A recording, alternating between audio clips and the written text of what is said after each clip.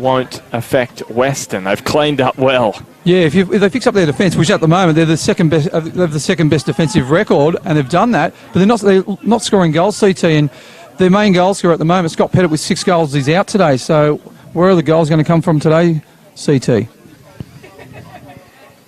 Look for Olympic. Be looking, at your front men for sure. I mean, stating the obvious, but Reece Cooper sitting back in what looks like to be in the 10 position again early. We'll see how that one goes as the game pans out. And this young man on the ball, Jared Sutherland, he's got the ability. We've been watching throughout the year his progression and onwards from last year. He's been in sensational form. Just on Hamilton's defence, they've actually got the best defence in the league, just 11 goals conceded. Smudge, I think you had a typo on your ladder there. Just Broadmeadow Magic have conceded 19 goals this year, not 9. So it's Olympics defence, which is the best. Yeah, sorry, I was looking at the wrong column. Yeah, that is, they've got the best defensive record with 17. So they've definitely tightened up defence this year, which obviously great work from Pete McGuinness and Jim Kresner, the defensive coach, and Greg Smith. But in attack, they just they're either not putting it away or their front third just hasn't been functioning as how they like. I want to ask you why that is in just a second, because there's Reece Pappas getting up. He's had some troubles with injury. Here's Kawachi, just the one change for Olympic, and he came into the side, the Japanese import. He's taking the free kick quickly, finds Marcus Duncan. I do know Hamilton have done a lot of work on defence at training, maybe not as much on attack. Is that the reason why they're potentially struggling? So we see Cody Lucas link up with Ken Harrison, who has given away the foul to Zach Snedden. A little bit of confusion. Robbie Turnbull looking to take it quickly. Just at the moment, CT, you probably agree, the intensity in the game in the first few minutes has been great, especially from Weston. They're in the face of Hamilton. They're full of confidence at the moment, aren't they? Yeah, they are, and you just saw Robbie Turnbull, and he was getting a bit frustrated because he wanted to get on with the game, and his free kick was intentionally hit into the Olympic player. He's trying to force a yellow and make a point. Sorry, CT, here's a man who's been really impressive. Liam Wilson bending one in towards Max Foster, and Regan Lundy will catch up with it inside the byline, but couldn't scoop it back infield. In terms of Weston, we know a few of these young players have come through the Mariners youth system and also played. This is about their 3rd season playing for Weston in the NPL. How important do you think those previous couple of seasons have been in terms of their development playing against men? Oh, it is for sure, and that's what happens. And you get put in at a young age, and all of a sudden you get some confidence about your football. And then at this stage here, you're watching a side. We were talking to Jalen before the game, and he was saying that they have a basic formation that they use, but they're depending on how the other team shape up is depending how they'll actually put themselves out on the park. And he said he's seen Olympic a few times, and they've had different formations and shapes. And his side, he's taught to be adaptable, is what he was saying.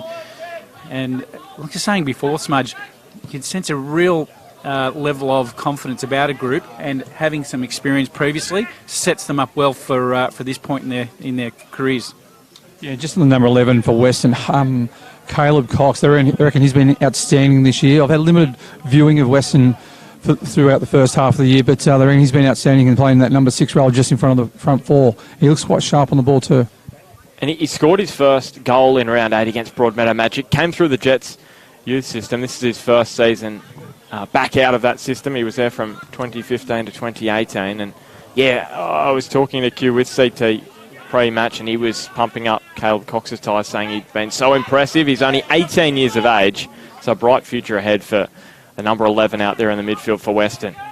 Well, Smudge, you might agree, but there's some players in this Western side that are young. We don't know too much about them, to be brutally honest. And Caleb Cox is one of them. And Robbie Turnbull's the other one who you know. Well, yeah, to be honest, he's a pest. He lives a couple of doors up from my place in the street. No, he's not, all things aside. He's a great neighbour. But, but there's certainly some names in there that we know, and, Scott Carter particularly well, Smudge.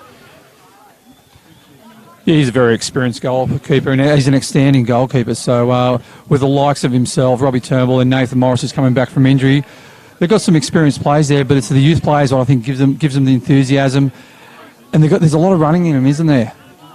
Well, that's what everyone keeps talking about, is their mobility and their speed. And that's what makes them really dangerous. There's a free kick going Olympics way, just on Scott Carter and also Weston's defence. So in the last 3 matches, 2 clean sheets. They've conceded just 1 goal, and in more than 3 hours now of football away from home, they haven't conceded a goal, Weston. So rock solid they've been at the back. Jordan Jackson alongside Zach Snedden in the midfield. Snedden over 50 games for Weston. He is a very experienced player for someone at just 23 years of age. He's been in the competition for some time. Yeah, and just on that, Bar, you mentioned they're doing very well at the back, but their defensive structure starts from their front 3. They are putting a lot of pressure on the back 4 of Hamilton, causing a few turnovers. So it's a very well-drilled defensive structure by Cool. Yeah, and as you were saying, Smudge, those front 3 very fit, as is this man, Regan Lundy. And we'll keep this one inside the line. He can't. Got Jason Tien Phu up there as well. Liam Wilson, who has been outstanding this season. 2 goals in his last 2 matches. He's finding top gear at this point in time. 4 for the season.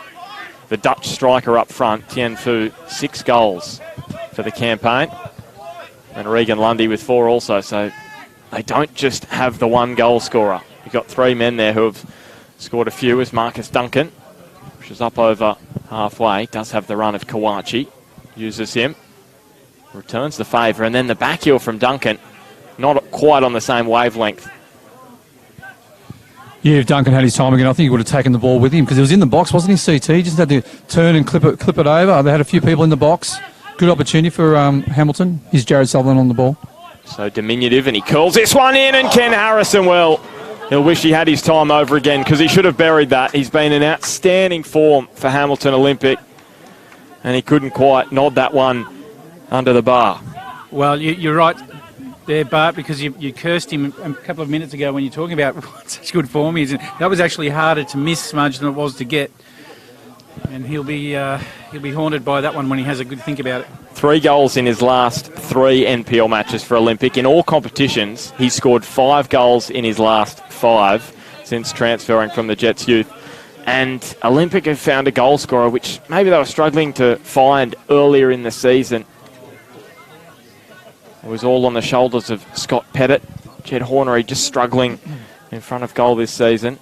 Just what I like about Weston here, their defensive shape. CT, you can have a look. They're probably a little bit deep at the moment, but they start quite high. Their back 4 start quite high, and then they start to drop off. Snedden winning the ball in the air. It falls for Sutherland. Does he have a pop at goal? He's going to cut it across, a little deflection, and Carter will catch up with the ball. Man of the match performance from Scott Carter a few weeks ago back in round 9 against Charlestown in that 2-0 win at Lyle Carr Oval after they had 2 defeats in succession. A lot of people thought the bubble for Weston may have burst, but it hasn't. 3 really impressive wins. They beat Charlestown and then Edgeworth and then thumped Lake Macquarie. And now Reece Cooper is swerving towards the box. Falls back for Kawachi, who's scored a few times this season, I should say. Not on that occasion, though. He blazes that one over the bar. That was well played by Olympic. Good pressure, especially in the front third. Got the turnover, and Reece Cooper did very well. Played his 100th match for Hamilton last weekend. CT was here. Actually, he left me high and dry at Jack McLaughlin Oval. Came out here to Hamilton. Saw a fascinating finish to that one. Ken Harrison scoring in the final minute to equalise for Olympic. And then Reece Cooper presented with that jersey post-match. Chris Hurley wins the ball. A little bit of mud sliding up. And he strides forward. Was tempted to have the shot. Now Tien Phu. Diving in was Duncan. Cries for a penalty. Mark Carter says nothing doing. And now Kyle Hodges and Hamilton Olympic look to turn defence into attack rapidly. Hodges is pushed forward on the right.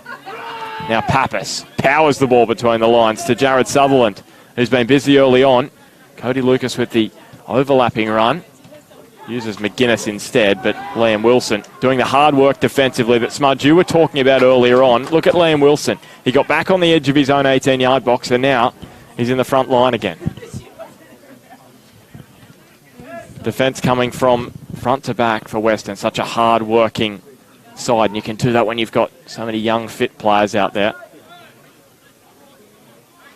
There's Jordan Jackson.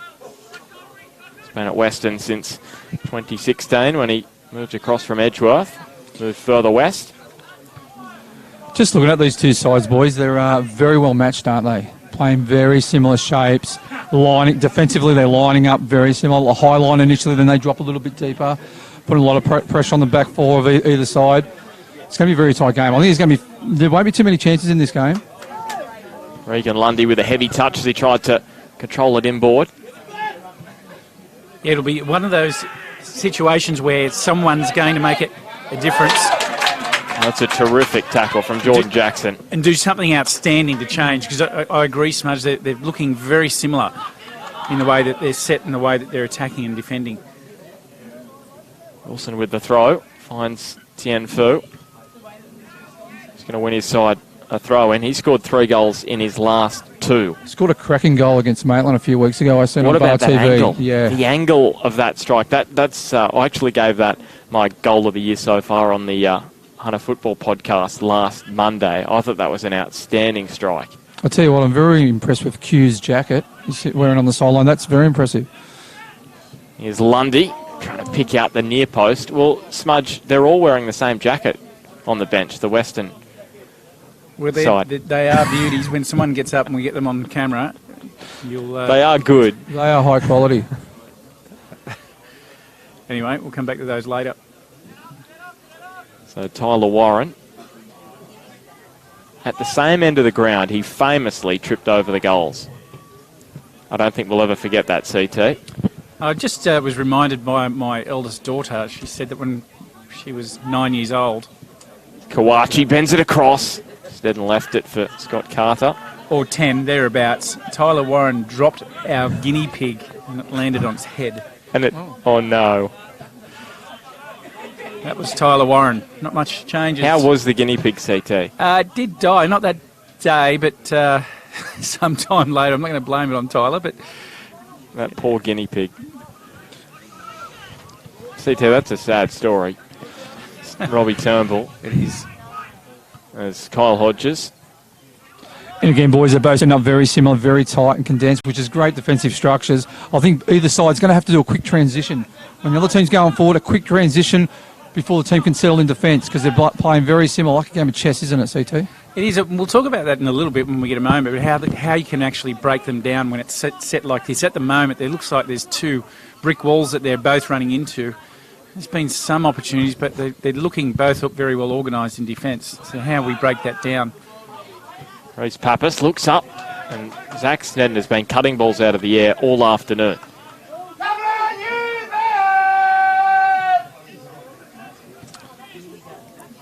Camping out of Cox.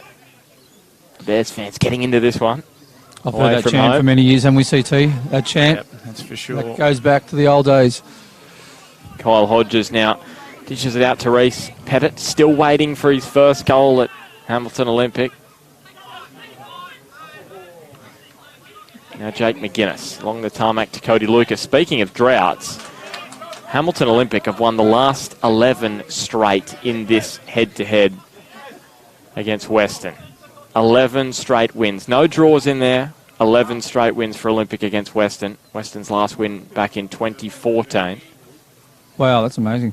I think they were quite fortunate to get the win in the first round with the there was a late penalty to Hamilton in the box. I thought do you want to win either way. Do you want to know who scored that goal? They haven't won at Darling Street since 2013, so it's even longer. We'll come back to that after Liam Wilson prods it through to Tien Fu. Yeah, defenders coming across, and Marcus Duncan has done well to win possession from Liam Wilson. Just going back on what you said before, CT, about trying to break defence down, that's a perfect example.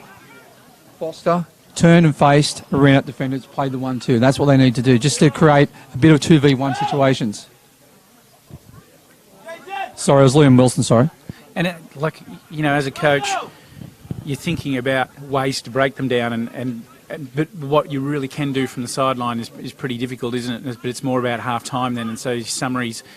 you might be able to make some type of movement on that, but hopefully prepare them well enough so that they can see it themselves. Here's Duncan. That is a wonderful ball, just dropping it up and over the top, but Scott Carter snuffed out the danger. Just pushed it out of the 18-yard box to his captain, Robbie Turnbull. And now Wilson almost was... Well, and then Sutherland and McGuinness got their wires crossed. Here's Ken Harrison trying to win back possession. Max Foster few former Central Coast Mariners teammates out there. Reece Pappas from Hamilton Olympic, along with Duncan, and also Jake McGuinness, played for the Mariners youth. And then a plenty out there for Weston. Here's Kemper. This young man has come up, I should say, from Victoria. Caleb Cox to Hurley. Dinking it up and over the top, looking for the run of Foster. And that's the other thing, Bart, about breaking down. Because they're both playing a high line initially, you can probably knock a few balls over the top, getting a deep midfielder running beyond the back four, just turning their defence around a bit. Because once both teams settle and put their two walls up, it's difficult to get past. So while we've got a moment, so 5 years since Weston last beat Olympic, but 6 years since they last won here at Darling Street. Their last win was in April 2013. Weston won 1-0 that afternoon. Who was the goal scorer, Smudge? Sorry, mate, I missed the... what was the question again? Sorry about that. Weston's last win here at Darling Street back in April 2013. Who was the goal scorer? I'll give you a tip. They're here today. Nathan Morris. Yep, Nathan Morris. Well, you had two options, really. Yeah. Robbie Turnbull or Nathan Morris. That was about it. Reece Pettit. And if you have noticed, the pitch is a little wider here at Darling Street. They've pushed it out with those new lights that they've put in. And I haven't seen the lights in action, but I've heard they're outstanding. And we'll give Olympic the chance to host a streamed FFA Cup game if they make it through, I'm pretty certain. Here's Camper. Drilling it across. Pettit cuts it out, but it will be a corner for the Bears. They're on a 3-match winning run, Weston. They haven't won 4 straight since 2014. That was the year, of course, they made the grand final against Lambton. Speaking of the Bears, Bart, they had the absolute pleasure of hearing a joke from me during their warm-up. So if they lose, they can blame you, CT, is that... Mate, I actually walked away when he was about to tell it. I was too embarrassed. He did too. Caleb Cox raises the arms, bends this one in dangerously. And now Chris Hurley. Oh, not far away.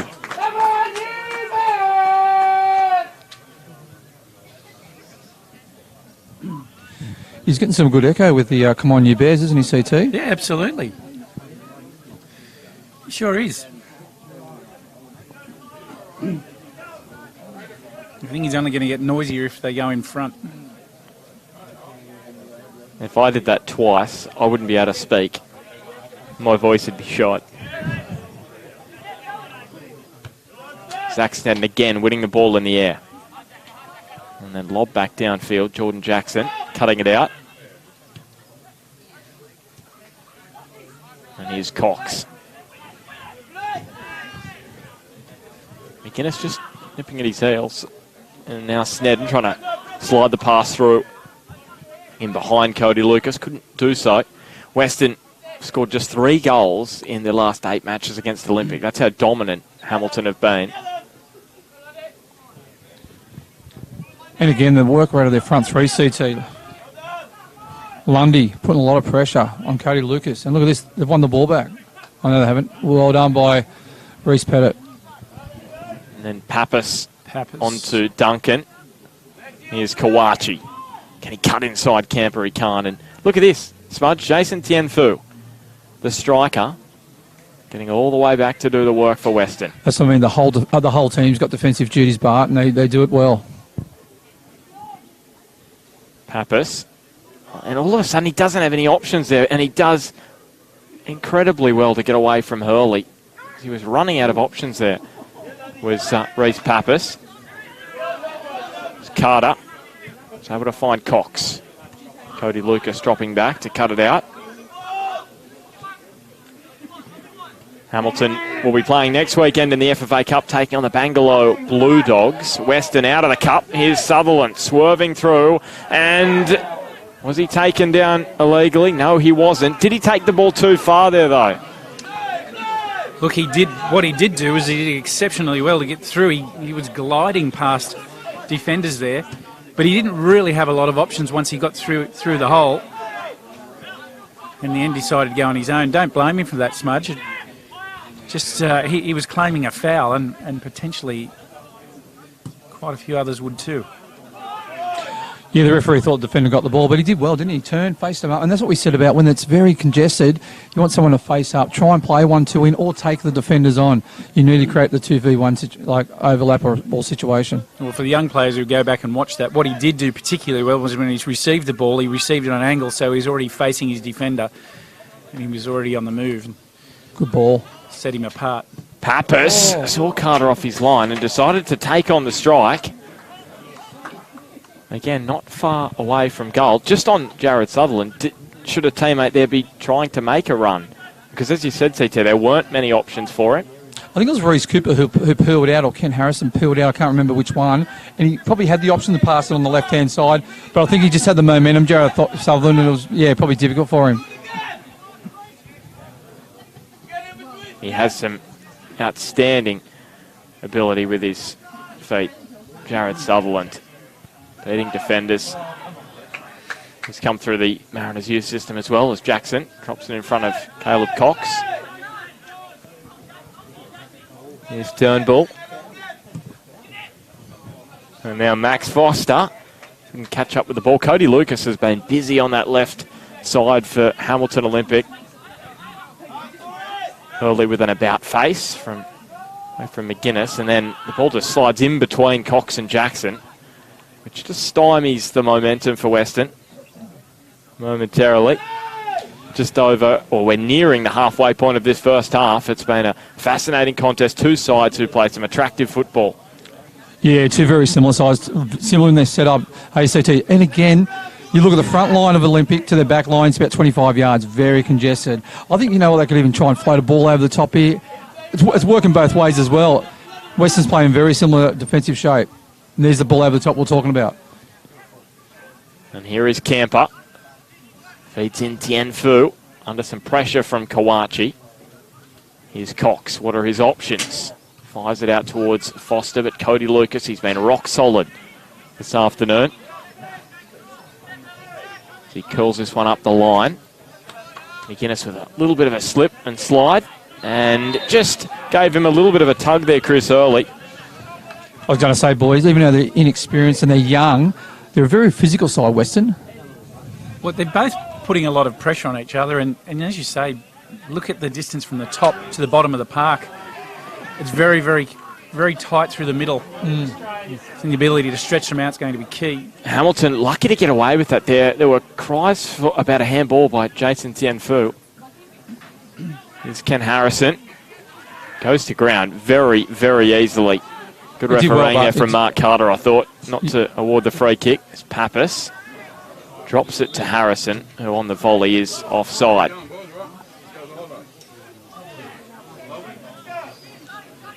Pete McGuinness has fired up on the touchline. Yeah, that was better by Olympic. I like the way that Harrison got to his feet, played the ball off. The ball came into Pappas, but Harrison made that forward run beyond the back four, and it was just unfortunately offside. I think that's what both sides need to do, is probably get like a bit of a deep runner running beyond the back four, just in a forward motion, just to try and create a bit of space. Turnbull picks the pass to Hurley. Was there a bobble there? Yeah, wild bobble. Now Pappas. Kyle Hodges. And now McGuinness finds Sutherland, and Weston just suffocating Jared Sutherland there. Weren't many channels for him to find the pass. Back to Jake McGuinness. Cody Lucas finds him with a throw, and he just lumps it over the other side of the field. Kawachi will catch up with it inside the touchline, and he skirts with the touchline. That is magical footwork from the import. He goes all the way across goal, and Scott Carter has smothered it at the near post. Well, the Japanese import, Shinichi Kawachi, just lighting up Darling Street there down the right edge. Well, he did really well there. He's had to contend with being off balance and then got himself into a hole. Made Carter force a save there. And once again, Smudge, you saw the black and white shirts there at the near post that were blocking that ball in from Kawachi. As Pappas, straight onto the head of Turnbull. It falls to McGuinness. That one always rising. Exactly, they hunt in numbers, and they do it quickly, don't they, CT? They put pressure on the ball nice and quick. They're in their face. And it's a smallish pitch as well, so there's not much room there. So they're doing it really well. In saying that, Olympics doing the same. have. And it's on pitches like this where you really need to stretch it out, make it as big as you can. And you feel that round 8 result for Weston really stung. They went down 5-3 to Broadmeadow Magic. Since then, 3 matches since, have conceded just 1 goal, and that was a penalty which Ollie Smith scored for Edgeworth. So they've only conceded a penalty in the last 3 matches. That is it. They've been rock solid in open play as Snedden and now Hurley finds Foster. Have Robbie Turnbull too much to do, and Scott Carter just fires that one out over the sideline. Tell you what, Smudge, the old steak hamburger in front of us smells all right.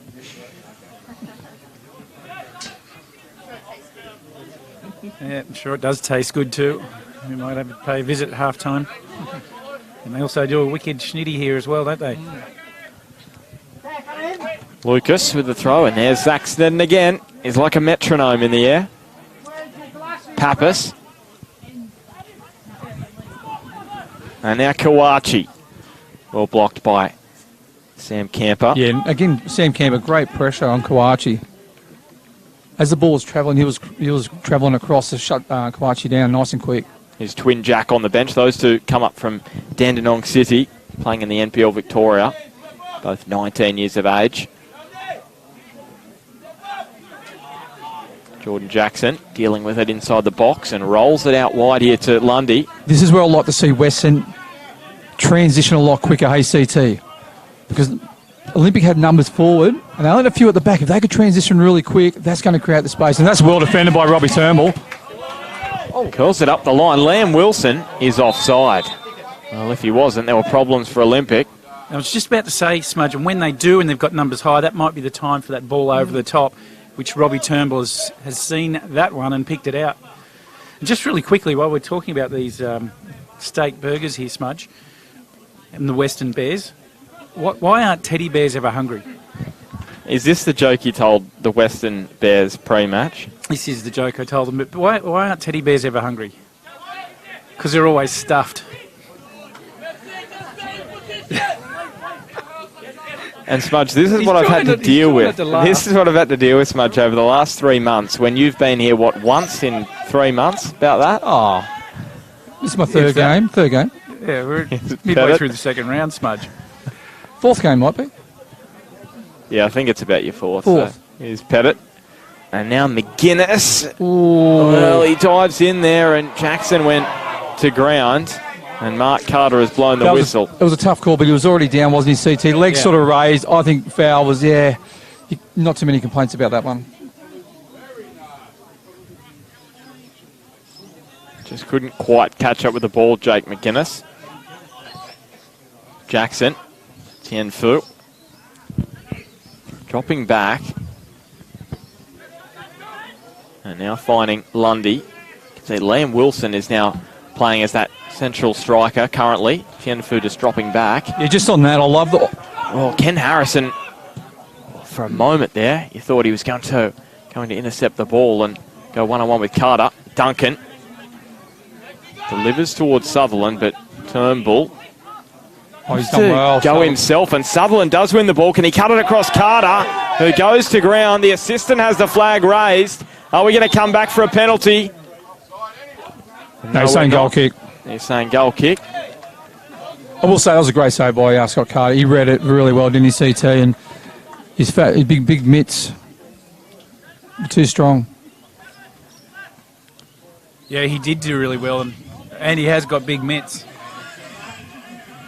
I can tell you that Broadmeadow Magic and Edgeworth, 13 minutes gone, 0-all in that one. Andrew Houle playing his first match for Broadmeadow Magic. And it's round 1 of this duel because they play next weekend in the FFA Cup. So what are 2 weeks we've got ahead of us in the NPL, the FFA Cup on Bar TV Sports. I just want to give Q credit here. The way he rotates his players, their players rotate in different positions throughout the course of this first half. They're going... They're so flexible, aren't they? They're so flexible, and everyone knows their job. They're a well-drilled side. Here's Tianfu from a tight angle again.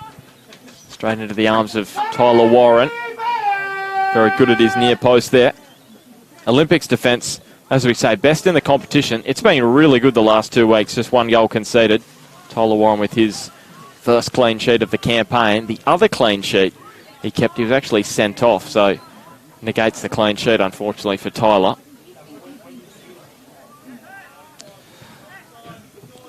As Snedden finds Cox. I like the way they move into space, don't they? The midfielders, they move into space. And when the players got the ball, they're just picking each other out. Tianfu has Duncan backtracking. And he just wants a bit more movement, the Dutchman in the box. We'll see if they can deliver here. Caleb Cox trotting over to take the corner. It's been a very even contest thus far. Such a crucial one for Hamilton Olympic. There's 5 points between them on the table. Olympic in 8th, Weston 3rd. Just 6 points between 1st to 8th. As this corner comes in, they've dealt with it well in the end. And now Wilson just lashes at it and it'll slice wide. And if Olympic lose this one, it's going to make it very difficult in the top 4 race, because Weston will go to 22. Depending on what happens with Edgeworth and Magic, there'll be at least a 5-point gap to them. And then Maitland have got games in hand. So the top 4 all of a sudden becomes a difficult proposition. Yeah, Peter McGuinness said he knows how vital this game is. They can't afford to drop points against Weston, or can't afford to lose against Weston. It really is a 6-pointer, this one. Huge. You know what? Anyone can beat anyone in this competition, which is great, isn't it? That's why it's so tight at the moment. And one thing that I was a bit surprised with, because we know how poorly Olympic started last season. They lost 5 of their opening 10. Well, this season they've lost 4 of their opening 10. But what they can take solace from is the fact that they only lost 2 of their final 10 last year. Can they do it this year? They'll be hoping so. Pappas curling and Carter coming out and punching.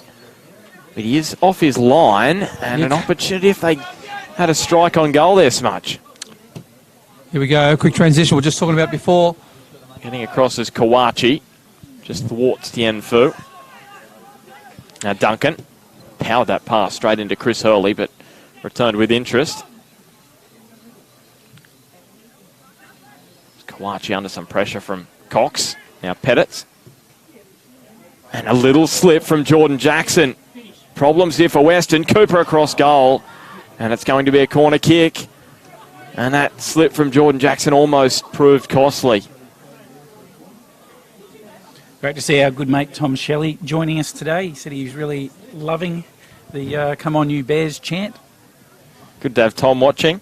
And we've got some fantastic viewership across Bar TV land this afternoon, both on this match and also Edgeworth and Broadmeadow Magic. You can just watch both if you want. There's Pappas, cross goal.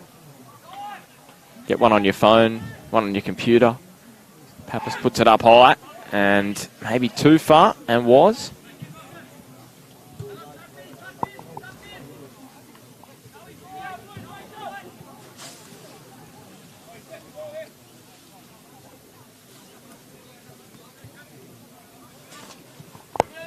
If you're a player, CT, you couldn't ask for a better afternoon for football. Well, these are your perfect conditions, aren't they, Smudge? A little bit of moisture in the air. Yeah. Cool conditions. What are we, about 16, 17 degrees? Yeah, it's beautiful. And I don't mind the surface having a little bit of run. Yeah, it's not slippery at all. No, it's and it's just got a good pace about it today. Hamilton Olympic have put in some new drainage, and if you're seeing it across, you'll see it running straight across the park. As you're looking at it, you can see the faint lines, and they've done the job because there's been a lot of rain over the last couple of days.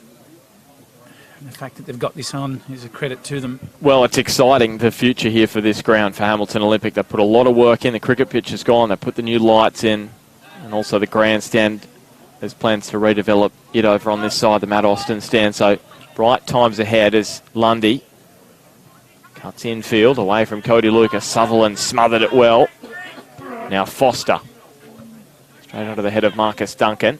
Chris Hurley let it run onto Snedden, who was just spooning it forward. Cut out by Duncan, who looks to release Kent Harrison. He doesn't have much support with him, but Reece Cooper is racing down the middle of the park. He has got some speed, and there's going to be a corner going the way of Olympic. And we're talking about quick transitions, CT. That was a good one from Olympic, straight out to Harrison. They had 5 players bombing forward if you could just get the ball across. In saying that, Weston cover defence was great. They tracked them. They really got there quickly from where they were and had to get to, and led by Cooper, who was the first one to arrive on the scene. Now Pappas with the corner. Got some height. Punch from Carter was a good one. McGuinness dishes it out wide to Pappas. He's really got some curl, but too much in the end. It went outside the field of play.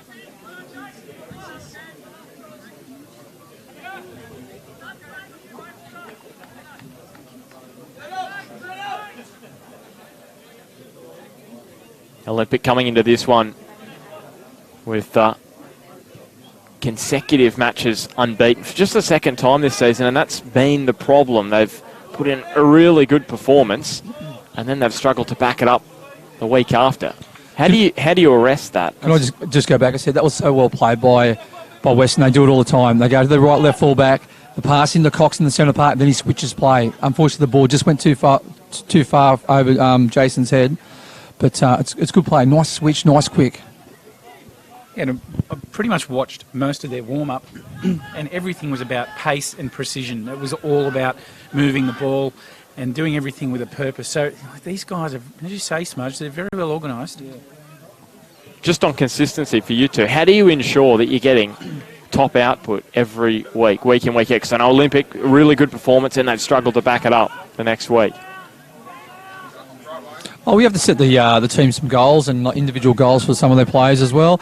You know what? You need to put pressure on the players. You need to have a good bench, putting pressure on the players to play well to do the job. Because if they're not doing their job, you'll bring players in.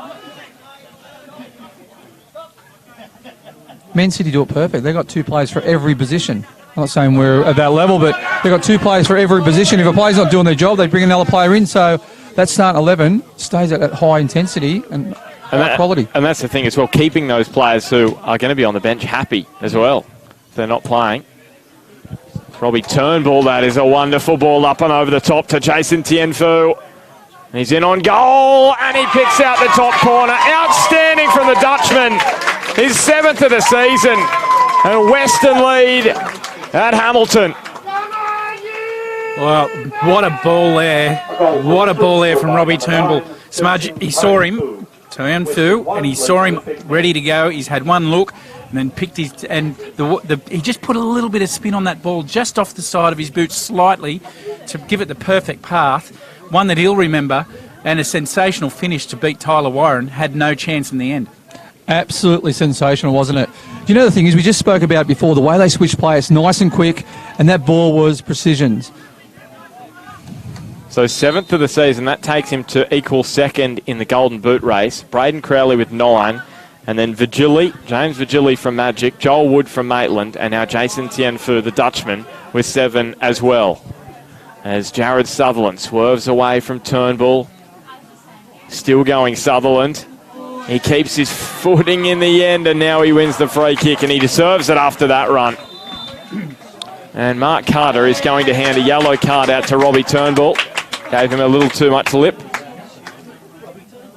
Good friend of our family's turns 21 today, CT, Olivia Knox. We just wish her all the best. A little bit older than 21, sorry. But, yeah, her husband, Dean, who's a mad Leeds supporter, mad Bridgie fan.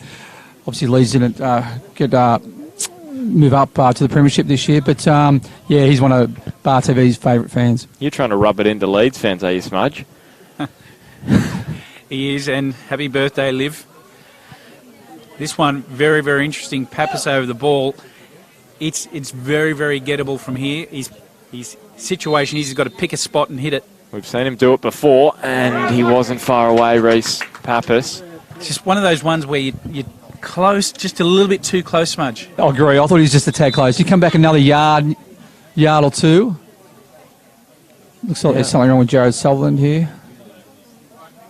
Has he got a bit of blood coming out of his mouth? Yeah, he does. Just looking for a rinse. She's going to has to come off the field with blood. Turnbull will be still buzzing after that ball that he's just played for the opening goal. Maybe he was buzzing so much that he thought he'd give the referee a little bit too much. In the end, he goes into the book for a yellow card. Well, he's been giving it to him all game, by the way. As Turnbull drops it up and over the top again. That's another pinpoint ball from the veteran. And in the end, Regan Lundy just outfoxed by Cody Lucas.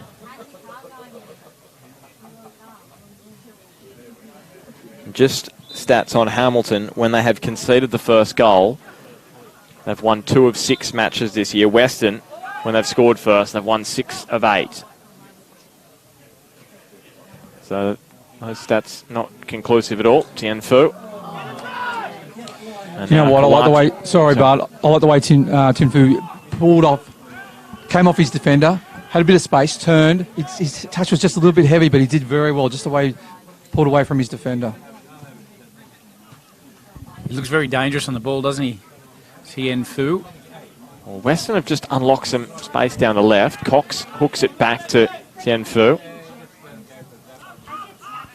Now that man is sitting centrally in the park, and is another example, Smudge, of what you were talking about before, how players are rotating throughout different positions. Well, Regan Lundy, well, Cody Lucas had a tug of his shirt, and no free kick. Yes, there will be. Mark Carter seeking counsel from his assistant. What a great officiating there. Sorry, Bart. What a great turn by Lundy. He really sized him up, and he did well. He's looking very sharp on this right-hand side. But just going back to what we said before, Tien Fu, he noticed Cox was on the far left-hand side, so he tucked in. And that's Tin Flu or Tin? I'd love Tien Fu, isn't it? I'd love Isn't to it hear a remix of how many different ways Smudge is pronounced. That's all right. I can't say Tinchevsky. So this is my first look at him this year, so he's very impressive. Caleb Cox and Chris Hurley, and it will be Hurley on the left. Gets a lot of height and depth. Foster back across, but it's only going to land on the roof of goal. He could have well done there of just heading that one back towards the penalty spot, a bit lower and harder. Anyway, not to be. Tyler Warren's under some pressure. Time to find out the latest from Jack McLaughlin. 0-0 between Edgeworth and Magic, 26 minutes in. And of course, in that match, we've got Andrew Hoole just joined Broadmeadow Magic. Smudge. Oh, that's a great addition for Magic. You know what? They'd have to be. You know, they've got 4. That's good. No, again, good pressure by Weston, especially in the middle of the park. They've got four ex-A-League guys who are young, they're fit, they're only in their mid-20s or younger. You know, with the addition of Hoole, they would have to be expected to, you know, win the comp this year, CT. Well, you would expect that. I mean, they're certainly looking large, looming large. My question to you, Smudge, is if you're an A-League player looking for a contract, would you come back and play in the NPL? Unsure, because there's 2 risks there. Risk of form and risk of injury. So you just need to be a little bit careful. What about risk of maybe people not just wondering, you know, if you're another A-League club playing in that league, whether there's a question mark over whether, you know, you should stay there. Does he take himself right out of that market altogether? Yeah, that's right. Or do you go and play in the Victorian or New South Wales State League? In New South Wales NPL. Stronger leagues, and that's where the A-League coaches are looking. But he's a great addition for the local league, the local NPL. Either way, yeah. Just on his contract situation, he had a 2-year deal with the Mariners. It finishes at the end of this month, so he's looking for another contract. We'll wait and see whether that comes to fruition or not. But based on what's happened, you wouldn't think he would be remaining at the Mariners if he would be coming back to leave that contract early. As this header from Duncan and Cooper, it was bobbling around there in the box. And in the end, Hamilton just can't force it over the line. It's been the story of their season this year. Defensively, they've been a lot stronger, but in that final third, it's just not going to plan for Hamilton Olympic. It's McGuinness. Was there a handball from Max Foster? No, there wasn't. Free kick for the Bears. So we tick towards half-time. Do you think Weston just marginally have shaded this first half? I reckon just marginally. I think they've held the ball a little bit better. We said at the start of the game, the way they set up, it's too very... Well, that will do us. We'll come back to that, Smudge. Mark Carter sending the sides to the sheds.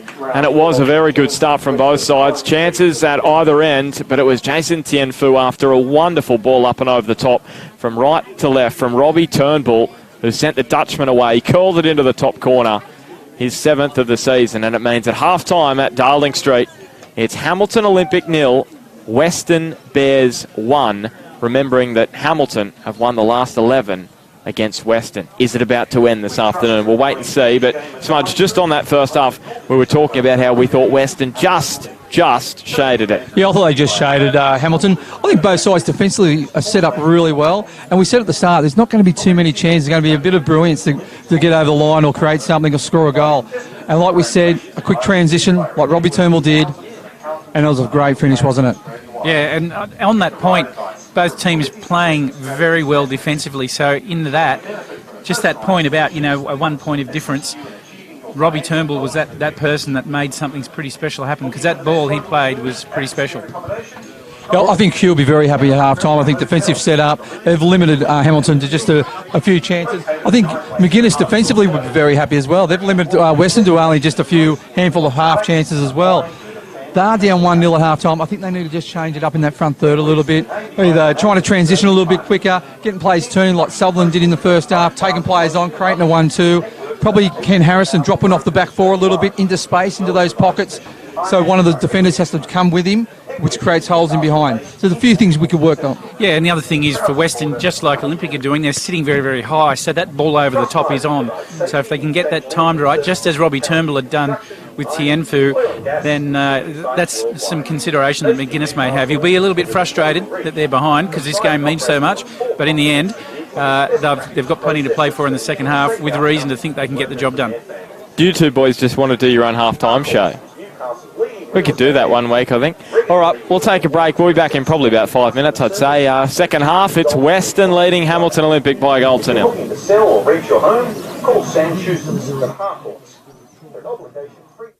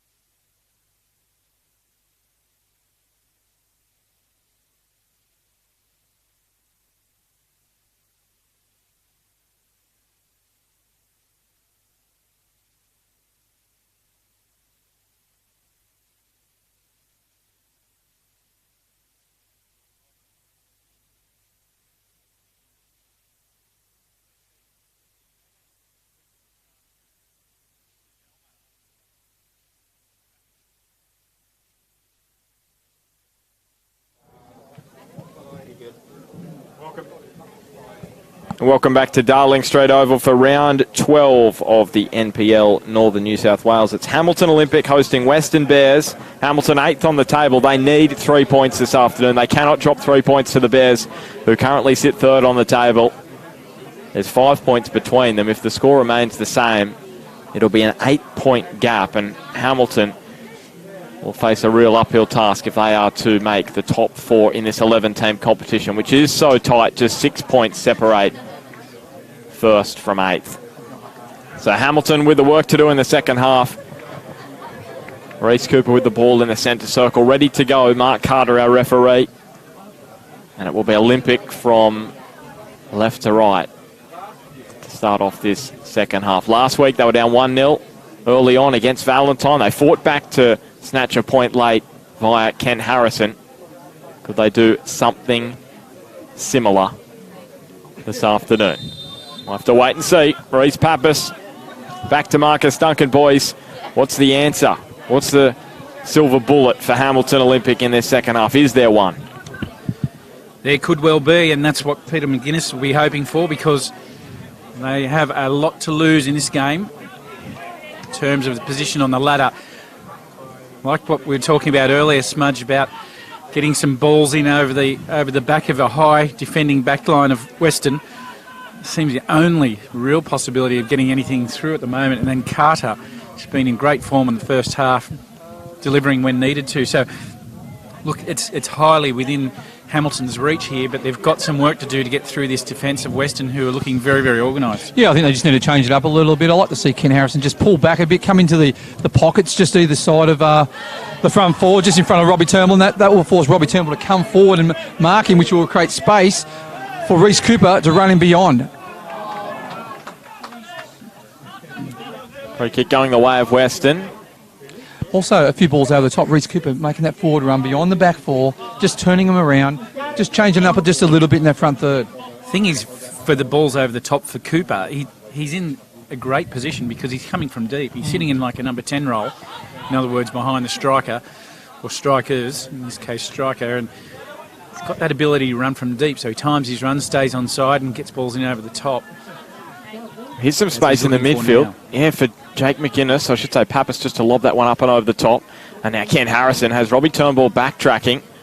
And Turnbull did well to block the ball. It was his ball up and over the top for Jason Tienfu, which sent the Dutchman away to score the only goal of the match so far. Sutherland takes on Turnbull, gets away from him. He's been outstanding this afternoon. Turnbull goes to ground. Sutherland dinks it to the back post, and Camper does well to head it away. Hurley will then mop up for Weston. But Jared Sutherland is just destroying Weston down that left edge, but he's got no one with him there. It's a case of the young and the old right there, Smudge, wasn't it? Sutherland and Turnbull.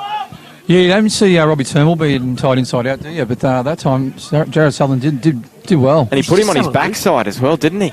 Robbie Turnbull won't be happy with that. No, that one won't exist. Tyler Warren, wide to Pettit. Good pressure by Hurley. Now And Duncan, good play from Olympic. Pappas finds Reece Cooper on the turn away from Turnbull, and then Snedden arrived and got too much of Reece Cooper, according to Mark Carter. And Cooper saw that ball over the top. He got a bit frustrated that there's an infringement pulled up. He wanted it to play on. Reece Pappas just thumps the ball across. Beautiful to 5 on, wasn't it, CT? Not like yours. He hit that well. He did. And now Kyle Hodges with some work to do back next to that sideline, which has been extended on the eastern side of Darling Street, which will make it a little bit interesting for sides coming here, because it has been a traditionally smaller pitch in the league, and they are going to extend it lengthways as well in the coming seasons. Whatever McGuinness said to them at halftime, they've really come out firing, haven't they? CT Olympic, they were in nice and early, weren't they? Way before the refs. Yeah. Both sides were. But Olympic especially, they came out nice and early and they were ready to go. Have you boys ever done that as Ken Harrison? Jordan Jackson tracking across just to close down his route to goal. Duncan takes his time and curls in a ball. Snedden went down very low. appeals about a handball. Duncan puts it in again, and it beats everyone. And now it's going to be a corner, and I didn't think that was a handball from Zach Stead. We haven't got replays here, but he did have his hand to his body. Right by his side. Yeah, I'm going to... It would have been a tough call, but... oh, gee. I'm just having a look at that replay, CT, and it doesn't look great. Because he leans towards, doesn't he, with his arm beside his side. He leans towards the ball. So that's a... Yeah, on second glance. And they've got away with one there, Weston. Well, I can tell you for sure what Peter McGuinness thought of that, because he was up out of his bench and screaming at the referee. This ball dinked up and over the top. Sutherland and Camper come together. What is the decision? It's going to just be a corner kick in the end. Yeah, it was a collision. I think Camper got to the ball first. But going back on, at first thought, I thought, it would be a hard call. However, when you see the replay, it looks like... And that's all the referee's got. He's got that one look at it. And as I said, I'm of the same view as you, Smudge. First glance, I thought, yep, it is probably a bit harsh if you blow the penalty. But on the replay, it doesn't look great for Snedden. Kawachi gets under it, and Carter has been fouled by his former teammate. Reece Pettit coming through there. They're both at Valentine together over the last couple of seasons. He looks very switched on, doesn't he, Scott Carter, CT? And when he's switched on, you can't get a better keeper in the comp. No, his ability to stop the ball, like as a shot stopper, as it's called, is as good as you're going to see. I'll tell you what, for a big man, he's very quick over 20 yards. Jackson just slices under that one. Pettit cushions the header to McGuinness. And now Duncan. I'll tell you what, I like the work Chris Hurley's doing here in the centre of the park. He's up in McGuinness's face, Pappas' face. He's doing a mountain of work.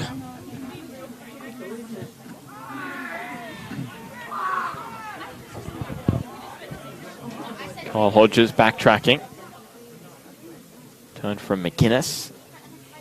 Cody Lucas, and free kick is going the way of the home side. The ball has been kicked away, and Mark Carter is going to issue the card to Snedden. There's only a small handful of people on the other side of the park, but this grandstand here is pretty much chock-a-block.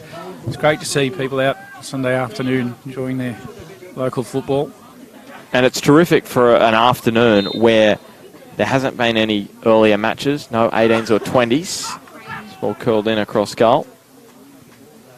Now Cody Lucas into the path of Cox. If they transition quick here, Olympic could be in trouble.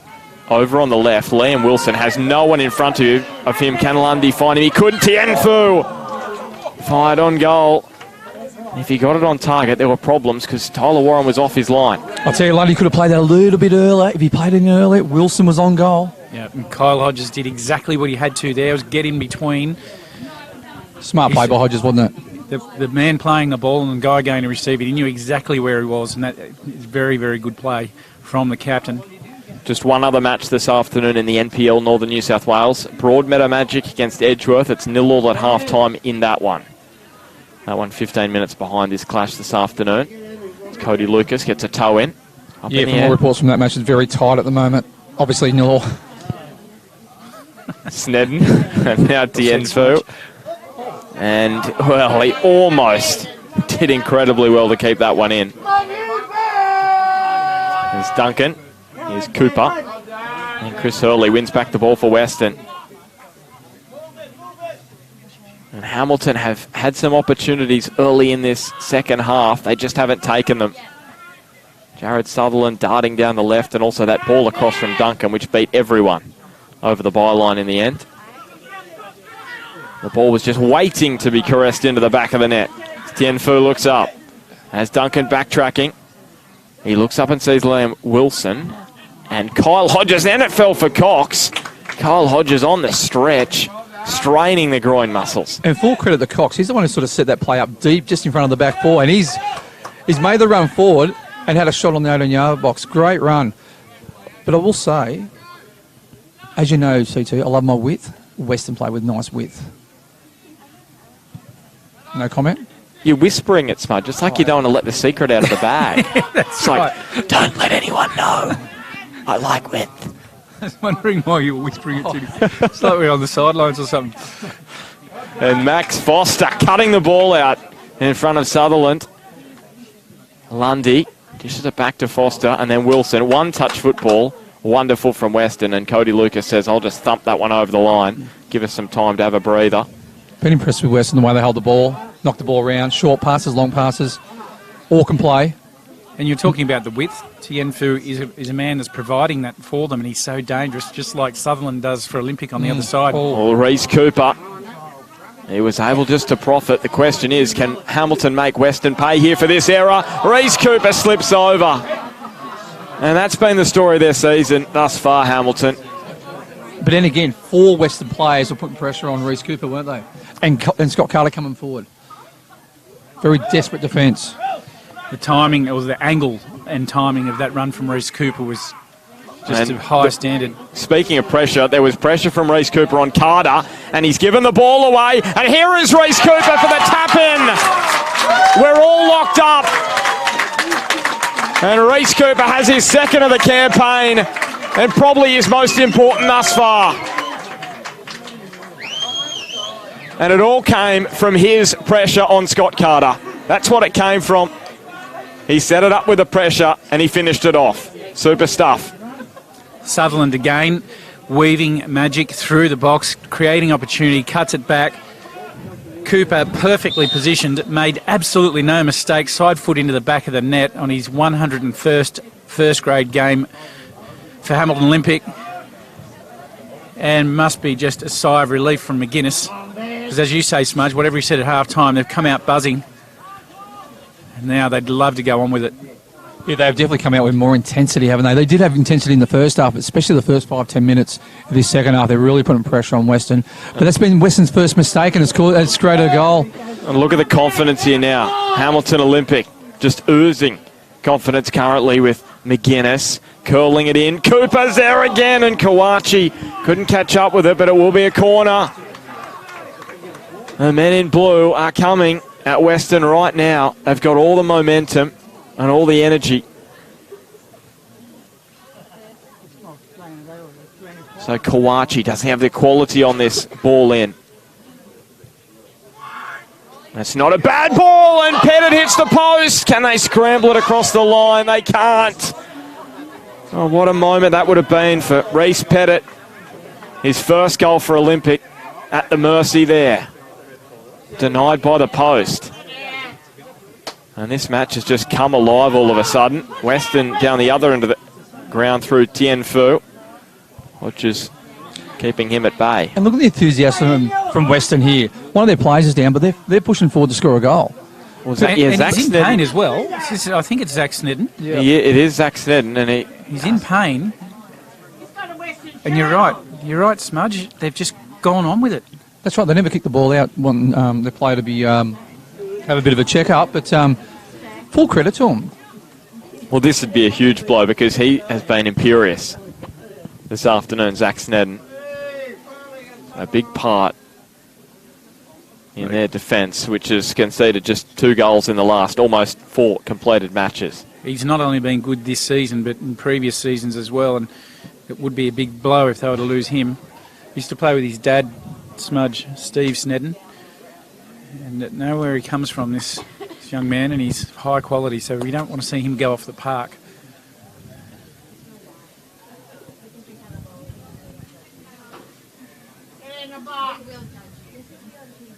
And just let's go back to that goal that Hamilton Olympic scored to equalise via Reece Cooper. We spoke about it, Smudge, moments ago, the pressure from Weston to ensure Reece Cooper slipped over in the end. He felt the pressure, and then Reece Cooper got back up. Weston played it back to Scott Carter. He put the pressure on Scott Carter, whose clearance went straight to Jared Sutherland, who came down the other end of the ground and set up Cooper. Just while we've got a minute, if there's anyone listening that wants to get an extra player if they're over 35s, and no, it's not me, Smudge. My good mate Tim Cook's looking for a game on a Saturday afternoon, not Friday nights, Saturday afternoon. So send me a message if anyone's a high quality player, one of the best in Newcastle during his time. Finished it off with Cooks Hill. But yeah, definitely send me a message if your team's looking for another player of a Saturday afternoon. Cook Hill's got over 35s, haven't they? They would have. Not sure. Saturday afternoons are the preferred. See Snedden limping his way off, which is kind of good news. Smudge, what are you seeing in that? Hard to tell from here, but he's putting weight through his leg, which is always handy. The ball coming in for Tianfu. Rose up for the header. Liam Wilson couldn't quite bring it under his control. The outstretched boot. And now Cooper is able just to do enough to push the pass to Sutherland. Jackson got back well defensively. And Weston are down to 10 momentarily. And they haven't got a bad man to replace Zach Snedden on the bench. Nathan Morris is getting ready. Snedden not looking in a good way. Let's hope it's a quick recovery for him. And now Cody Lucas overhits the pass. Or probably hit it a little too close to Robbie Turnbull, but Hamilton win back possession. Reece Cooper has time and space and didn't quite get the power behind the strike or the elevation he would have liked.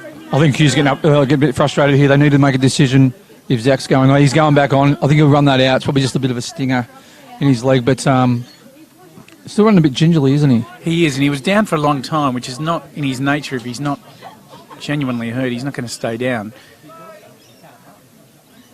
Just needs to be fit enough to carry this out, because in surfing terms, they're facing some sets from Olympic. And that's what Olympics do a lot better in the second half, is transitioning a lot quicker and with pace and with numbers.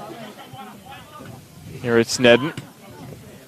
Hooks it up the ground. Yeah, he is not right. Zach Snedden, he is done after that. Clearance up the ground. His afternoon is going to end early, sadly, as Lundy under some pressure from Pappas. And now Caleb Cox rolling one up the line. Lundy in a tangle with Cody Lucas, and then he returned to initiate some pressure. Well, Snedden is still limping out there. Surely he won't be out there much longer. Nathan Morris has sat down on the Western bench. Looks like they're going to give him 5, see how he goes, but still looking gingerly. Chris Hurley. What he doesn't want is Reece Cooper running at him at full pace, Smudge, because that's what Cooper does best. Exactly, and he has pushed up into the midfield now. They've just reshuffled the back line a little, and Camper, it falls for Kawachi, and Kawachi's shot somehow has gone over the bar. It's just taking the most minute deflections there. I'm not saying that if it hadn't, it would have gone in, but gee, it was close. Well, that almost defied the laws of physics, how that ball didn't find its way in. It just perfectly dipped its way and then took the deflection up and over the bar. Kawachi, another chance. Carter with the punch. Does McGuinness take on the strike? He doesn't. Finds Duncan, and his pass straight to Liam Wilson, who hoofs it clear. So, yeah, Snedden is gone, and Morris has got the jumper off, and he's good to go. The next stoppage, so Hamilton will want to take advantage while they can of a very lame Zach Snedden, who's in the midfield for Weston. Kawachi hooks it in. Carter punches away. He's off his line. Can Pappas take advantage? His eyes lit up, Reece Pappas. And he sprays it wide. So Robbie Turnbull is going to go back out to the right, and I assume Nathan Morris is going to slot into the centre alongside Jordan Jackson. Yeah, Max Foster's playing right fullback, so just moving to that number 6 role.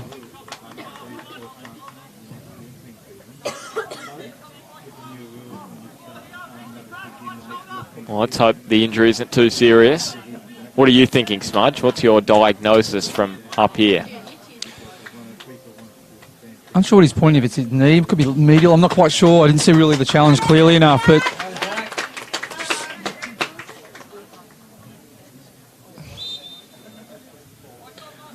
I'm not quite sure if it's structural, if it's muscle-wise. Like you might have a little cork in there which you can't get rid of. Reece Pettit, and he's unable to win the ball. Chris Hurley strides forward, and his touch just took him a little bit away, just lost control for a slight moment, and there was a handball there from Kawachi. He's been busy down that right edge, and he's been dangerous as well, but on that occasion, ball just bobbled up onto the arm. So Nathan Morris, there you go, takes the armband straight away from Robbie Turnbull.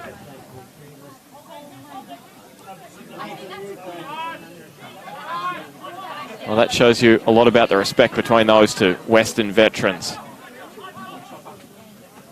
Cody Lucas out of Cox. And Lundy dinking it up and over the top. That ball looks like it's running downhill and it beats everyone. Nathan Morris is the son of Trevor Morris. Been a great coach over a long period of time around this region, Smudge. Yeah, coached many games against him. Coached the grand final against him, which were lucky enough to beat the Bears that year, whatever year it was. I think it was 05.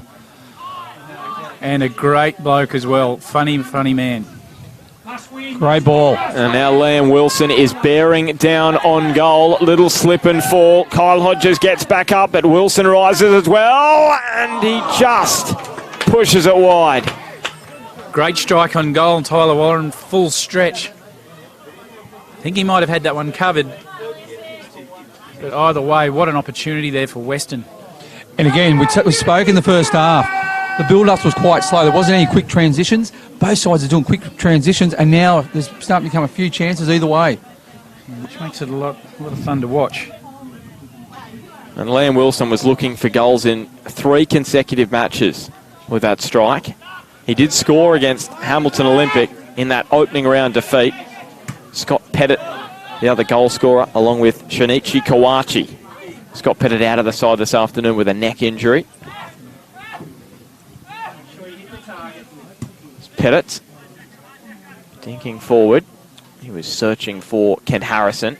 Chris Hurley's been everywhere, hasn't he, CT? And then a nutmeg from Tien Fu in between McGuinness, but the ball breaks down. Boys, sorry, just the last 5 minutes. I've just noticed Olympic starting to play a little bit longer, trying to turn. Here's Cooper, opens up for him. Was he clipped late there by Max Foster? He wasn't, according to Carter. Yeah, I'll go back to that. So just playing the ball a little bit over the top, a little bit quicker, a little bit longer, just turning the back for a Western round, and it's sort of paying dividends. I heard McGuinness say to Reece Petty, if it's on, it's on. Let's do it. Yeah, that's right. We were talking about that in the first half, of how they can break them down, and certainly a tactic that they're using. As you say, Smudge, it's looking like it's causing all sorts of problems for Western. We're in the first time we've seen more of the slower build-up. Both teams were holding position really well. However, they could nullify it. Hodges. And now Caleb Cox took a little deflection, fired off his shin.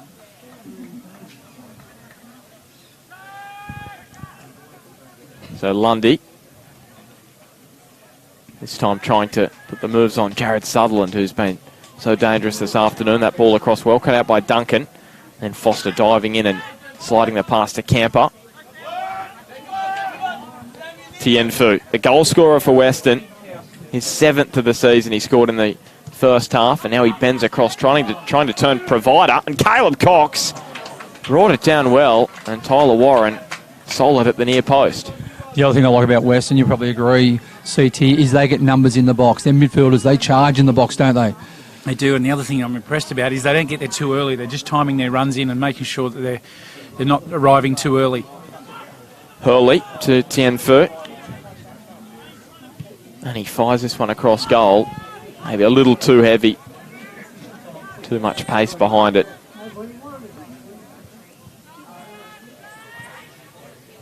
Still 0-0 at Magic Park early in the second half in that one. So both matches all locked up.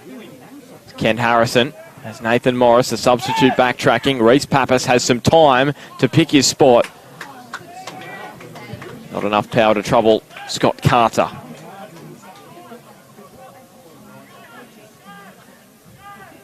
Cox on the turn. Robbie Turnbull with plenty to do, too much. So Weston have just been able to stall the momentum of Hamilton after that equaliser from Reece Cooper. Hamilton were red hot for a period there. It's Jordan Jackson. Box it just inside the 18-yard box. Pettit. Now Kawachi angles the pass to Marcus Duncan. Here is Kawachi, looks up, no one with him, and he drills the ball straight to Jackson. Tries to make up for his error, cross on Cox. And now Kyle Hodges At the back for Olympic, very much end-to-end this one, isn't it? This quality of passing from both sides is very, very high at the moment.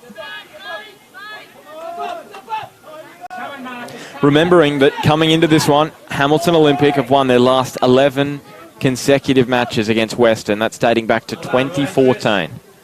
And haven't won at Darling Street since the year previous, as Ken Harrison allowed to play on. Mark Carter playing advantage across goal, and Nathan Morris cuts it out. And now McGuinness dropping back. Nathan Morris was the goal scorer last time Weston won here at Darling Street. A 1-0 result in 2013. Currently sitting at a goal apiece.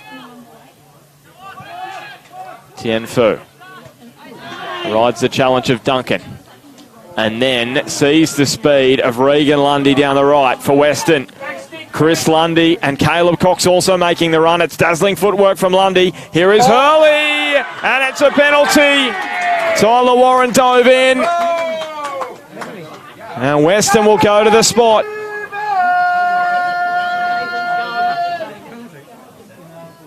And boys, tell me, did Tyler Warren go to ground a little too early there? You have to give that to Chris Hurley. We watched the replay here. His speed, wasn't it? His speed to get across. Yeah, great touch by Chris Hurley. He never gave up. He made that run. He's seen the ball there. Tyler Warren was committed, wasn't he? So, well, I guess the frustrating thing for McGuinness will be that Hurley was running away from goals. Tyler maybe didn't need to bring him down. So 6 years ago, Nathan Morris scored the winner last time Weston won here at Darling Street, and now he puts them ahead. When they need a man to stand tall, Nathan Morris is always that man for Weston. 2-1 they lead.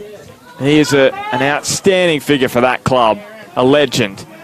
What I like about Nathan Morris, he took the penalty, knocked it in, ran straight back to his position. No celebration. He knows how much this match means for them. Well, could he be the match winner again? Well, the other thing, Smudge and Bart, he knows this one's not over.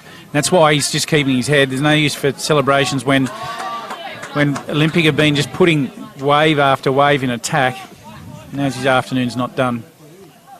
And his success rate from set pieces, not just penalties, is superb. But Ken Harrison is in behind and offside. So just as Hamilton working their way back into the match, Weston strike. Go on, Nathan. Go.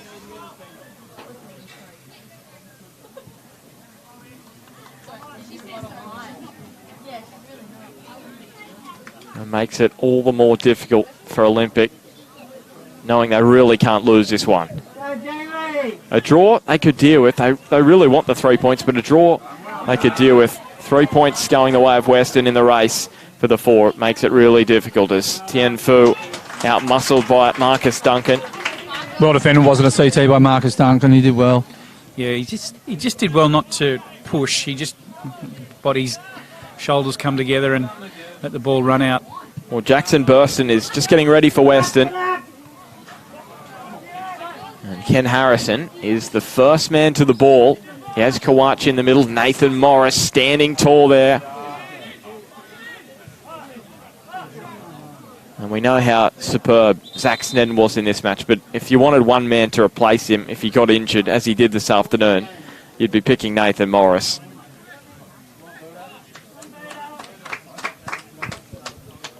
Jackson Burston is going to replace Liam Wilson. He's had a good game, hasn't he? Liam Wilson's been busy. Good on the ball. Been dangerous going forward. Jackson Burston scored against Hamilton last year in the 2-1 win that Olympic had over Weston up there at Rockwell Automation Park, where Kane Treble scored a late winner. Weston, unfortunate probably in the end not to get a point out of that one, but Hamilton fought hard and got the late winner.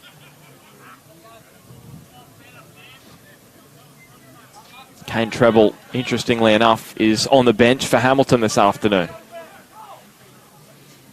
Kawachi, dazzling footwork, and now Sutherland, he deserves a goal, and Robbie Turnbull snuffed it out, but Kawachi now fouled. So a penalty at either end. And now Scott Carter has the opportunity for Weston to make himself a hero Or will Hamilton lock it all up? Yeah, I think Lundy was a bit blindsided by Kawachi there. He sort of ran behind. He went to clear the ball and probably didn't see Kawachi. And knew straight away, he collected him straight away. So, well, this is a lot of pressure on Ken Harrison. This is a big moment in their season. I'll tell you what, I've coached Scott Carter for numerous seasons, and I've seen him save many a penalty. One was in a grand final as well in a penalty shootout against South Cardiff that we end up winning. What do you think he'd be saying here? Would he be saying a few words to Ken Harrison? No, I'd be more talking to just playing mind games. He just want to know where the ball's going to be placed on the spot. He is playing the mind games. Thumbs up, he's all good now as he trots back to the line. Well, he's a wonderful shot stopper. He has, and he's been in outstanding form. Ken Harrison, a big moment for the young man, and he delivers right into the bottom corner, and we're all locked up again. What a match this is. 2-2 Olympic fight back for the second time this afternoon. Terrific penalty there. And just going to go back to your point, Smudge, about Morris before, when he took his penalty, straight back, no celebration, because he knew this game's got plenty to go. At that point, there was 20. Right now, we're looking at about 15. Make it 6 in his last 6. Ken Harrison for Hamilton Olympic. He's been the goal scorer they've needed. He's come along just at the right time. And now the men in blue have the momentum yet again. Duncan, across goal. And it was Kawachi sliding in there at the near post. He is making things happen. I'll tell you what, whatever Pete McGuinness said at half-time, paid wonders, hasn't the CT? They've come out a different side this second half. Duncan couldn't keep that one They were good in the inside. first half. But going forward, they'll be a lot better in the second half. Well, how good is this last 15 minutes going to be? I look for sure. And we've spoken, not over the weeks, but over the years now, about momentum and how important it is. And it's all sitting with Olympic just at this minute. They didn't slow down when the penalty went against them to make it 2-1. Now at 2-2. Well, we are inside the final 15. I can tell you Edgeworth and Magic are locked at 0-0. Regan Lundy, can he make up for his mistake? He can't. Tyler Warren, he'll be breathing a sigh of relief after that equaliser. And it was brilliance from Chris Hurley to win the penalty at the other end of the ground, but he'll still feel pretty bad about it. There's Burston back to Turnbull. And now Caleb Cox. Remembering in this fixture, there hasn't been a draw since 2009. Are we about to break that drought at Darling Street this afternoon? I'm unsure. I think there's going to be another goal. I don't know which way it's going to go, but I think there's going to be another goal. CT, what are your thoughts? Yeah, I think there will too. And at the moment, I've just got a feeling that Olympic just got the slight upper hand. If I was going to pick a side that would score the next goal, I would say Hamilton Olympic, just with the momentum, the equaliser. Lundy's limping here on the left-hand side. Yeah. Nathan Morris backtracking. Turnbull hooking it up the line. Can't keep it inside though. So final 15 minutes this season, just on these two sides. Hamilton have been pretty good. Scored 3 goals, conceded just once in the last 15 minutes of matches. So they're fit and solid in the last 15. Foster knocks that one away from immediate danger. Not sure what's wrong with Lundy, but he's definitely... He's struggling as Hurley went to ground and he slipped over again. Now Cox to ground and the free kick goes Weston's way. Just quickly, Smudge, Weston's record in the last 15. Scored 2, conceded 2, so they are susceptible to the late strike. And they haven't scored as many. So here's the change. Bo Wilkins is going to replace Regan Lundy. But the referees have said you can't make the change yet. They will be able to now, you sense, as the free kick goes to Marcus Duncan and Hamilton Olympic.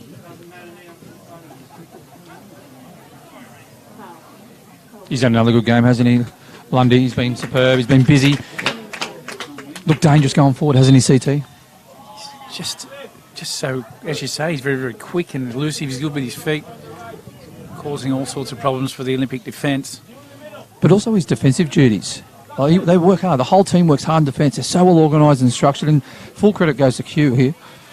Yeah, that's for sure. You mentioned it earlier. Everyone's defending and everyone's attacking, and It's a great mindset that they've got, and rotating positions and able to set up and be fully flexible, as we were talking about before.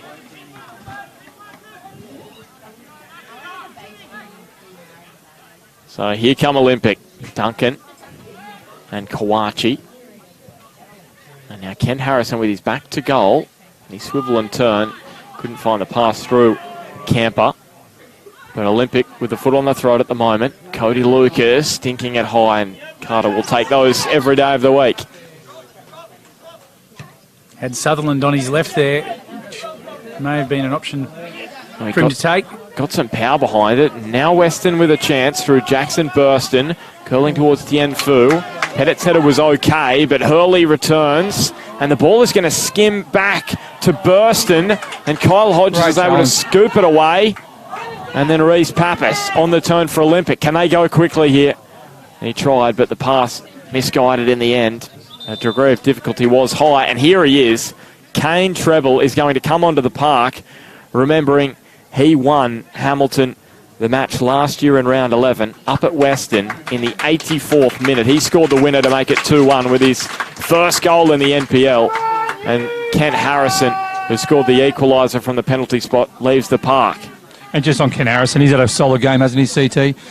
Scored the pen, put it away nicely, but he's been busy up front. Yeah, Harrison, he certainly has, and he's been able to hold the ball up for Weston at times as well, and as you say, his runs have been good. Tienfu brought it down well, and then Cox dinks it in front. Jackson Burston! And he's picked out Tyler Warren, who has just gobbled it up. And well, this time, thanking their lucky stars, Olympic. I was going to say, this time, Tyler Warren hasn't jumped. He's come out at the perfect distance smudge. He was just probably about a metre away, so just smothering anything up, as we've seen Carter do down the other end. Yeah, Burston, if he had his chance again, he probably could have knocked it round Tyler Warren. There was acres of space behind, but the goals are open, and Tyler Warren, full credit to him. Yeah, great save. And now McGuinness. Can he get there before Carter? Well, that would not have tickled. That collision between Carter and McGuinness. And now Robbie Turnbull, released down the right. What a touch. Hurley. Bounces in front of Bo Wilkins, former Edgeworth Eagle. Now Hurley. Hodges the header away. Hodges again in perfect position there. Cody Lucas, well, he almost stood on the ball there. Weston have it back. Burston did a lot of work there, and now Cox! He didn't have the power, but thought for a moment he had the angle. And again, I've been impressed with this Cox. He plays in the number 6 role just in front of the 4, but he gets himself forward into the box, doesn't he, CT? He's been there a few times today, had a few half opportunities. And when he's running from deep, he's not attracting anyone to come with him, so he's often on his own. So time ticking away. Final 10 minutes of this one. Crucial 3 points on offer. Weston have won their last 3. Olympic unbeaten in their last 2. And they've been good at home. They've only lost 1 of their last 10 here at Darling Street. And they've been resilient this afternoon, coming from behind twice. It's Kane Treble. You know what, if I was Olympic, one of the first players I'll be running at Nathan Morris. He's been out since round 3, so he's a bit underdone at the moment. Try and get a one-on-one situation. Maybe a treble. Sullivan at him. Yeah, he's underdone, but he's only been on the park for about 15 minutes or thereabouts. And his experience as well. He's a quality defender. So Ren Fukumoto is getting ready for Hamilton Olympic. He's not going to be far away, and, well, I was playing with fire there for a moment for Weston. Jordan Jackson. Jared Sutherland almost pulled his pants down. Cheeky from Sutherland. Foster was a heavy touch and treble, and Foster collect knees, but Tienfu is off. Cody Lucas did really well just to stand his ground. Couldn't prevent a corner though.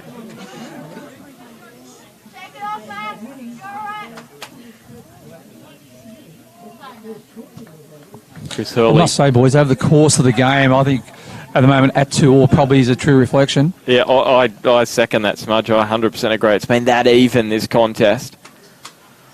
It's been ebbs and flows. Some teams been on top, then the other team's on top. It's been a great contest, very even sides. Hurley. Curling and Jackson. That was not far away at all for a man who's only scored a few goals in the NPL. Just one last year for Jordan Jackson. That would have been a massive goal in the context of the Bears season. So Ren Fukumoto is replacing Shinichi Kawachi. The Japanese imports exchanging positions on the park on that right side for Olympic. So they've got a very youthful front line. Kane Treble in the centre, Jared Sutherland on the left, and then on the right, Fukumoto. Oh. Foster and Cooper, they've landed some tangles, and there's a yellow card for Max Foster. That was the experience of Cooper there, the way he turned his body, but that was a tough challenge by Foster. Smart play by Cooper. He just braced himself as well, didn't he? Turned his back a little bit, knew the challenge was coming. Pappas has just picked out Cox there. And they'll appreciate that, the Bears. But look at Reece Cooper rushing forward. Chris Hurley, is he in on goal? He was collected by Pettit. Will it be a red card from Mark Carter? It will be yellow for Reece Pettit. Oh, there were hearts in mouths there for Hamilton Olympic for a moment. It was outside the box, but was he the last man? Yeah, I think a yellow is probably a fair call. But what a great ball by Cox, wasn't it? He picks it up deep in the midfield. He gets the ball, plays a beautiful ball to Weston. Would you give a red card for that, CT? Just looking at the replay. His last man. Tolwan was approaching as well. If it's inside the box, obviously it's not a red because of the new rule. But it was outside the box. So, question is, he's very lucky, I think, to be still out there. I think he's lucky too. I agree. That could have easily been straight red card. And Olympic let off there in some respect. They've got to deal with this one. They'll be marched the full 10 metres. And this one, again, probably like another metre out, Smudge. Yeah, probably about another 2 metres out, especially on this pitch. Nathan Morris, we've seen him score many a goal from this angle as well, haven't we? But I don't know, that wall's looking about 8 metres there. Doesn't look a full 10 to me, not even. No, and Tyler Warren knows what Morris has got in his artillery. We've seen it before, haven't we, from Nathan Morris? Time and time again. Nathan Morris, the 2-goal hero for Weston. And are they about to win at Darling Street for the first time in 6 years? And he scored the match winner that afternoon as well. What an absolute strike. Do you know the thing what he did? Tyler Warren was on the right-hand side, waiting for the ball to go over the wall to the left-hand side. However, how smart was Nathan Morris? He whipped it straight on the opposite side of Warren. What a great strike and what a goal. Look, we've seen, as you say, Bart, time and time again, Tyler knew that he's got something special in him. Unlike the last goal, this one's a big celebration. Into the top corner, Nathan Morris. Well, there's not enough words in the dictionary to describe what he means to Weston. And I'll tell you what, we thought he was going over the wall. That's what we were saying. He must be too close to go over the wall to get it over and dip. But he went across the wall. He actually went towards Tyler Warren. Tyler was going the other way. Yeah, look, terrific strike. And you could see how much it meant to him with the celebration straight over to the bench, straight to his coaching staff, and then the team all following. Big moment for Weston. Bo Wilkins down towards the corner. Tracks it down. What a cracking match of football we've witnessed this afternoon. Weston always in front, or level in this one, and Hamilton always fighting back. Could they do it again? Caleb Cox striding forward. Tien Fu couldn't quite catch up with it. He'll keep it inside the line. And the Dutchman just taking his time. Sutherland finds Ren Fukumoto. Is there another twist in this one? I wouldn't be surprised because there's been so many this afternoon. We said it just a few minutes earlier, didn't we, CT? We thought there was going to be another goal in it. Oh, Weston again. Tien Fu. He has Burston in the middle and Hodges cuts it out. And Kyle Hodges has no one around him, so an opportunity here to stride forward in the final minutes of this one. The final minute of regulation time. And we'll have a little bit of stoppage time as well. We've have had some moments of stoppage with Zach Snedden's injury, the biggest of the lot. Kane Treble, the hero for Hamilton last year when they played Weston. His ball in to the middle is well cut out. I'll tell you what, boys, what an entertaining game. Two very well-drilled sides, set up very similar. We thought there was going to be very limited chances where there was in the first half, but this second half, both teams have been transitioning very quick, playing the ball forward and doing chances everywhere. It has been entertaining, and you know what? I honestly thought Olympic were the next ones to score. That's the way they were headed. The game's not over yet. Pappas, still Reese Pappas, and then Bo Wilkins is going to let this one trickle towards the line. He waited long enough and then decided he'll just put it over the sideline instead. Can they hold on? Weston, Fukumoto. He's got magical footwork, and Scott Carter stopped it at the near post. Going to take his time, leave it to the last moment and wait for Kane Treble to come out of the front line. And then he just thumps it down the ground. Burston wins the ball in the air. That was a really crucial header to win. Gives his side a little more time. Cox.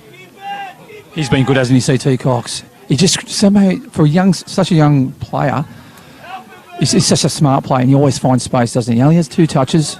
Doesn't overplay his hand, does he? And he may have been able to... sorry, CT, I was just going to say Q Yallins was just then crying out to his side to keep it because they were looking to play it forward quickly. Just take their time. I was going to say, for the Western long term, he's got a real look and style of play like Dennis King. Dennis King, that was the same thing. You knew I was going to pick out then. And what a wonderful player he was. Marcus Duncan wins the ball. Kane Treble. Weston know what he did last year. Mass celebrations for Olympic on that occasion. I'll tell you what, boys, if Western get up here, they're going to go top of the table if it remains 0-0 at Edgeworth. What a story that would be. Nathan Morris, this is going high. Carter's down, and Jordan Jackson with maybe the most important header he's had all season. And out comes a card. Is it going the way of the keeper? It is. He thought he was fouled and voiced his frustrations to Mark Carter.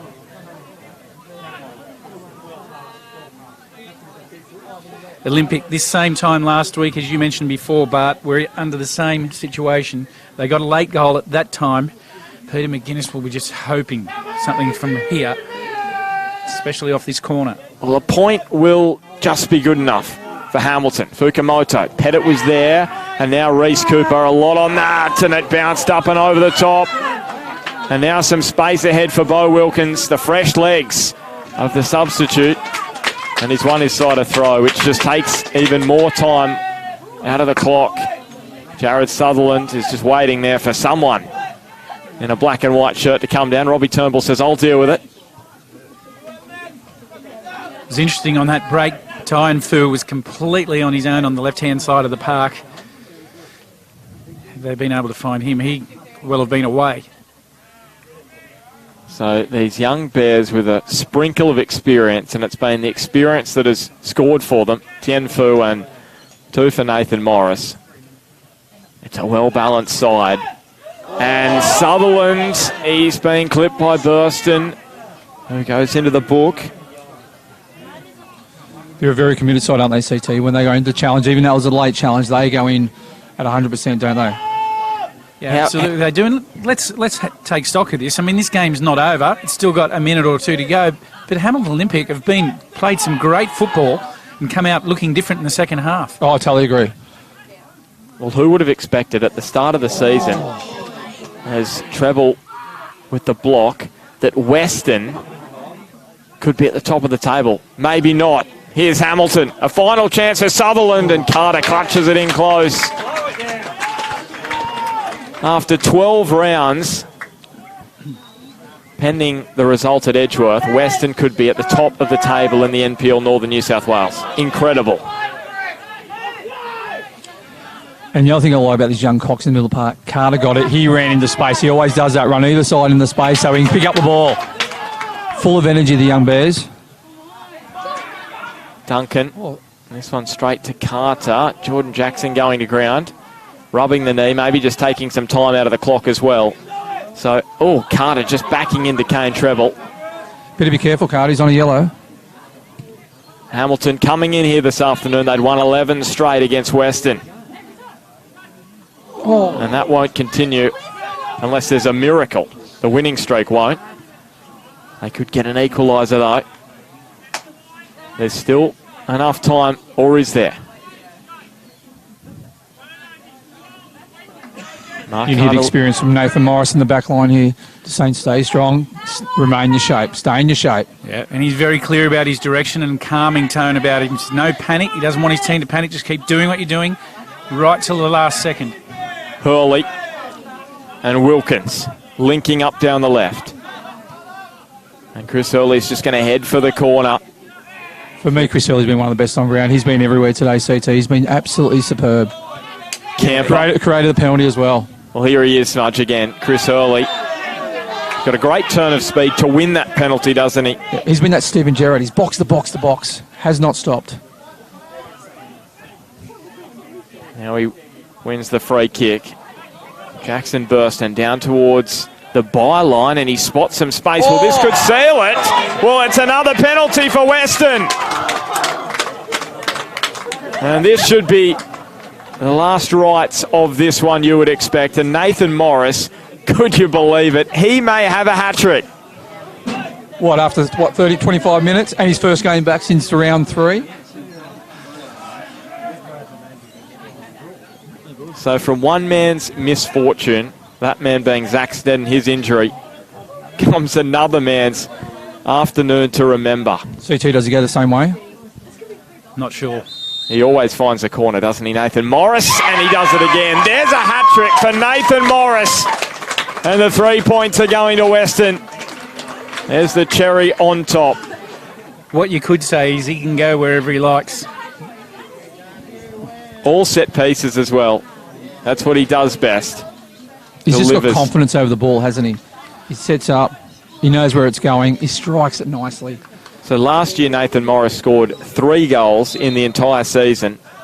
Well, he's matched that this afternoon in about 25 minutes. And these young Bears continue to deliver. For the first time in 5 years, Weston have beaten Hamilton Olympic. And it was the experience sprinkled with the youth who scored for them this afternoon. Nathan Morris with a hat-trick. Jason Tienfu with the other goal. It's a significant blow for Olympic. Their finals hopes have taken a significant hit this afternoon. And in such a tight competition, their lack of consistency is really starting to tell. It was 1-0 at halftime to Weston, and the match just came to life in the second half. Weston ahead 2-1 after Olympic fought back to make it 1-1. Olympic made it 2-2 after a Ken Harrison penalty.